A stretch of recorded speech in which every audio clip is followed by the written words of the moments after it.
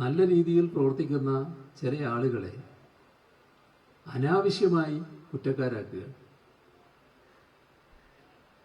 Police അവരെ അന്വേഷിക്കുന്നില്ല, police അവരുടെ വീട്ടിൽ പോയിട്ടില്ല, പോലീസ് ചോദ്യം ചെയ്യുന്നില്ല.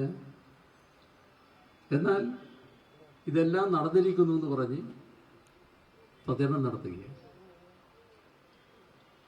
ഇതൊരു ശരിയായ രീതിയാണ്. എന്തിന്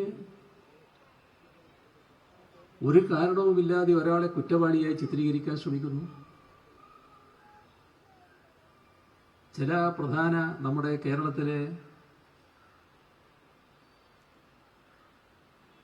സാമൂഹ്യ രംഗത്ത് വലിയ തോതിൽ ആദരിക്കപ്പെടുന്ന, കലാലോകം ആദരിക്കുന്ന, സ്നേഹിക്കുന്ന ചില ആളുകൾക്ക് പോലും വിശദീകരണവുമായി രംഗത്ത് വരേണ്ടി വന്നില്ലേ? എന്തിനാണ് അങ്ങനെയൊരു മാർഗം സ്വീകരിക്കുന്നത്? തീർത്തും നിർഭാഗ്യകരമായ ഒരു കാര്യമായി പോയി. ഇത്തരമൊരു സംഭവത്തിൽ ഒരു ബന്ധവുമില്ലാത്ത ആളുകളെ ആദ്യമേ തന്നെ കുറ്റവാളികളായി ചിത്രീകരിക്കുക, അത് തുടരേണ്ട ഒന്നല്ല. യഥാർത്ഥ കുറ്റവാളികളെ തുറന്നു കാണിക്കാനുള്ള നടപടികൾ സ്വീകരിക്കണം. സങ്കല്പിച്ച് കുറ്റവാളികളെ ഉണ്ടാക്കാൻ പാടില്ല.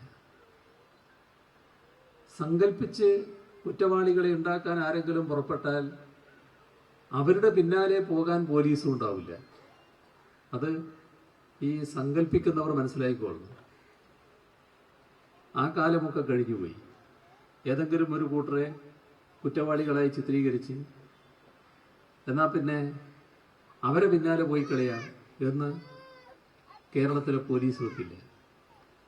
കാരണം തെളിവുകളുടെ അടിസ്ഥാനത്തിലാണ് പോലീസ് നീങ്ങുക. ഇപ്പോൾ കാര്യങ്ങളെല്ലാം ഏറെക്കുറെ വ്യക്തമായിട്ടുണ്ട്. ഇനി ഇവരെ ചോദ്യം ചെയ്യുമ്പോൾ കുറേ കാര്യങ്ങൾ കൂടി വ്യക്തത വരുമായിരിക്കും.